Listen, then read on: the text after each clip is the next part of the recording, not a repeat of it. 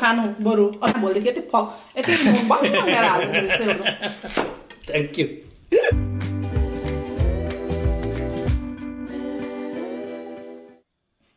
Hello guys, welcome to हाम्रो family blog. आज पनि हस्बेन्ड एन्ड वाइफमा च्यालेन्ज लिएर आएका छौँ। आज चाहिँ हामीले अलिकति डिफ्रेन्ट खालको च्यालेन्ज लिएर आएका छौँ।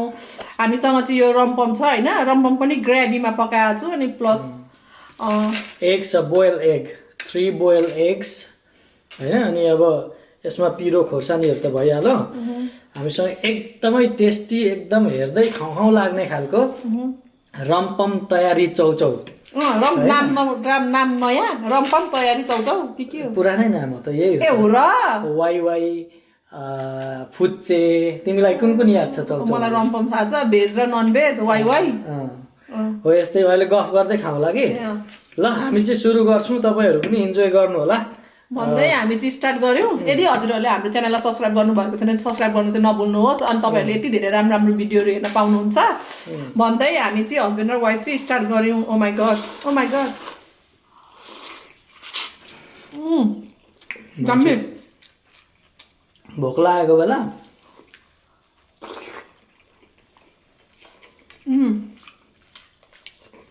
क्या मिठो भएको।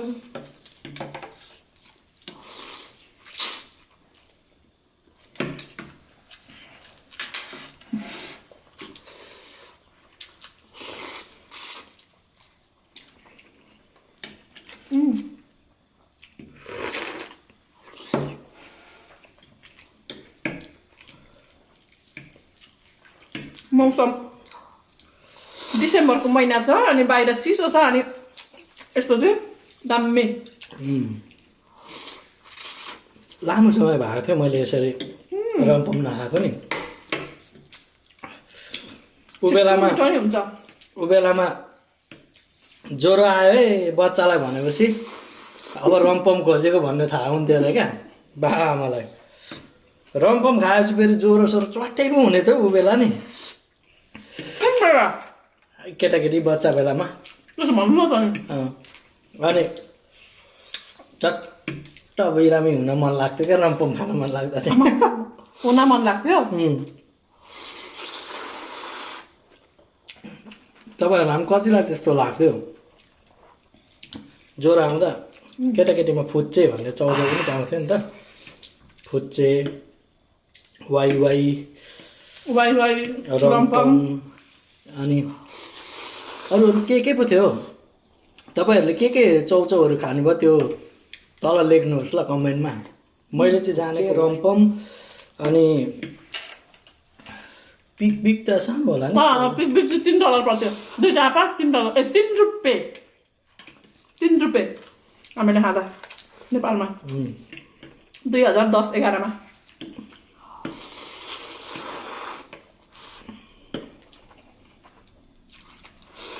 अनि अस्ति नै खायौँ होला हामी नेपालको बेलामा। पिक पाउँदो रहेछ तर कम्ती 5 रुपियाँ हावाइको त भनेको होइन।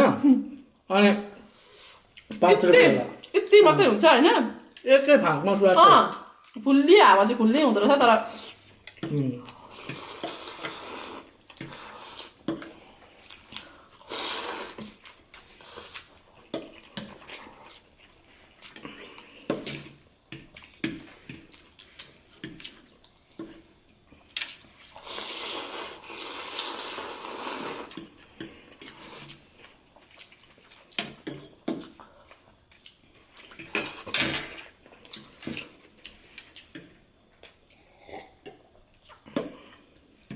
दामी भन्छ नि पिरोहरू। यो चाहिँ जसरी खाँदा पनि मिल्दो रहेछ क्या। मलाई अझै त्यसलाई त्यत्तिकै झुटायो, मसला तेल त्यहाँ भएको खोर्सानीहरू लायो होइन, अनि मजाले प्लास्टिकमा यसरी हल्लाएर क्या त्यहीँ साँधेर सबै यस्तो दामी हुन्छ। मलाई आलु र रमपम चाहिँ उस्तै लाग्छ, जेमा पनि मिल्छ।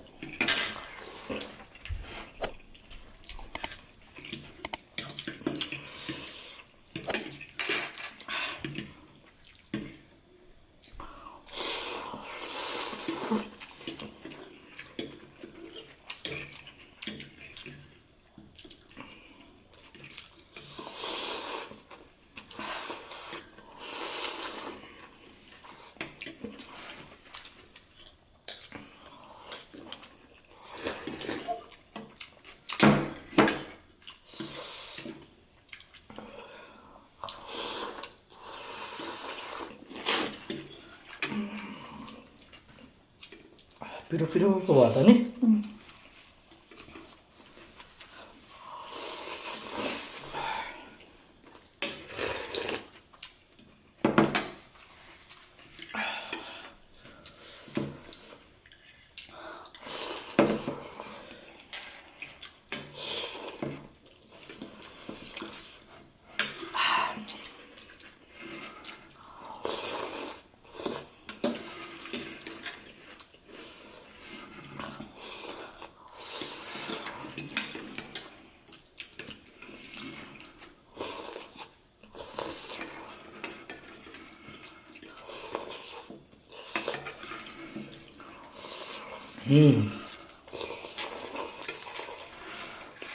लामो समय पछाडि खाएर होला कि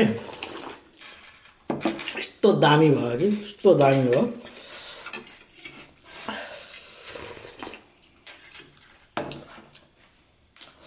सबै थोक दामी तर अलिक चर्को चर्को भयो जस्तो भयो त के यो नि अहिले आएर नि धेरै भएर पनि हो कि नअगाउनु जसम्म सबै थोक मिठो हुन्छ अगाइसक्दै गएपछि मिठो हुँदैन नि त जहिले बनाएर दियो भने एउटा न एउटा के हाउडा नमा होइन अलिक चर्को चर्कै अब फिल भयो मलाई अब तिमीलाई कस्तो हुन्छ होइन सबैको आफ्नो आफ्नो स्वाद हुन्छ होइन जहिले विचार गर्छु जेमा जेमा बनाएर आउनु है बुढो भनेर भिडियो गरेर ठिक्क पारेर रेडी पारेर बनाउनु अब चाहिँ अर्को पालिदेखि चाहिँ नुन झन् धेरै हालिदिन्छु अनि त्यस पछाडि होइन अब यो बनाउँछु उसले बनाएको खाइदिनु पनि अरे अब धन्न खाइदिएँ भन न लो खानु बरु चर्को भयो भने होइन रिसै उठ्दो हाउडा तालमा जहिले विचार गर्छु अस्तिको भिडियोमा पनि चर्कै भयो भनिरहनु भएको थियो अहिले पनि चर्कै भयो भनिरहनु भएको थियो बरु खानु नि अलिकति बरु चर्को हुँदैन अब चाहिँ बनाएर दिनु पनि हाउडा तालमा चर्को जहिले चर्को भयो जहिले चर्कै मात्रै भयो भनेर सुन्छु हाउडा तालमा थ्याङ्क यू मेरै बुढो पनि यस्तो हो कि तपाईँहरूको बुढो पनि यस्तै हुनुहुन्छ जेही कुरा दियो पनि जहिले चर्को चर्को चर्को म जतिको सिधा त अब के गर्नु हालिदिइहाल्यो नि अब फ्याँक्न पनि लोभ लाग्छ चर्को भइरहेको थियो होइन यस्तै हो अब म जतिको सिधा त तिमीले दिउँसो टस बालेर पनि खोज्दा भेट्थेनौ बुढो चाहिँ हो भेट्दिनँ यो पानी थप्थेर मिठो भएर खाइरहेको थिएँ होइन चर्को र सर्को भनेर मलाई किन्ने भएर खानै रातो रातो भएछ रिसै उठ्दो मलाई त चर्को भयो भनेको त हौ तपाईँलाई जहिले कम्प्लेन हुन्छ अनेस्टली भनिदिएको कि जहिले कम्प्लेन हुन्छ कोही बेला चर्को हुन्छ कोही बेला नुन लाएन भोलिदेखि यति थ्याङ्क यू मलाई रिस नउठाउनु अब यहाँ नुन नलागेको हो कि यहाँनिर अब चर्को भएकोलाई चर्को भने मैले अब नुन नलागेको भरे भन्दा हुन्थ्यो नि त कान्छी अलिकति चर्को भयो भरे भन्दा हुन्थेन हाउडा त भिडियो गरिरहेको छ बिचैमा चर्को चर्को भन्नुहुन्छ रिसै एउटा यिनीमायाको रिस चाहिँ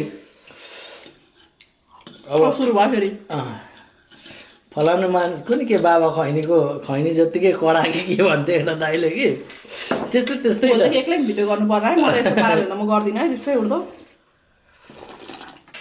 एक्लै गऱ्यो भने जोड्नुपर्छ क्या जोडै तर डिफ्रेन्ट फुड हुन्छ नि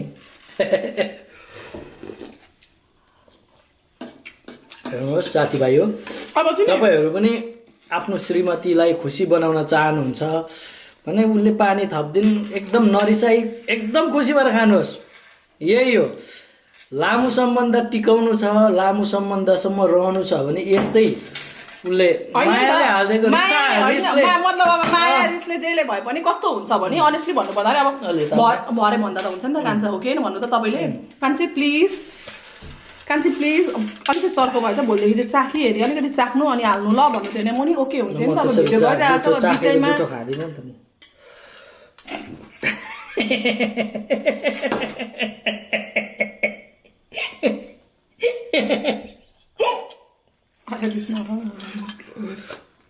ठिकै छ पानी थपेरै भए पनि एकदम मिठो बनाएछौ तिमीले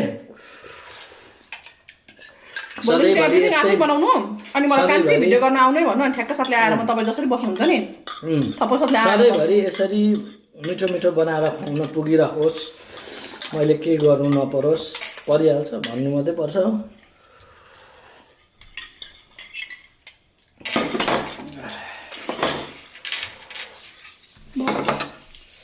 ल त यस्तै भए पनि हामी चाहिँ यस्तै हो, कहिले खुसी कहिले सुखी कहिले दुखी कहिले जिन्दगीमा यस्तो आइरहन्छ, बेला बेला रिसाउँदै पनि गर्नुपर्छ। जहिले खुसी भयो भने मान्छे राम्रो हुँदैन, बेला बेला रिसाउँदा एकदम गुड हुन्छ। एनिवे आजको लामो समय पछाडि खाएको यो तयारी चौचौ एकदमै मिठो छ। धेरै धेरै धन्यवाद। यो ब्लग पस्छ कि पस्दैन नि, यो भिडियो पस्छ कि पस्दैन त्यो त मेरो हातमा छ।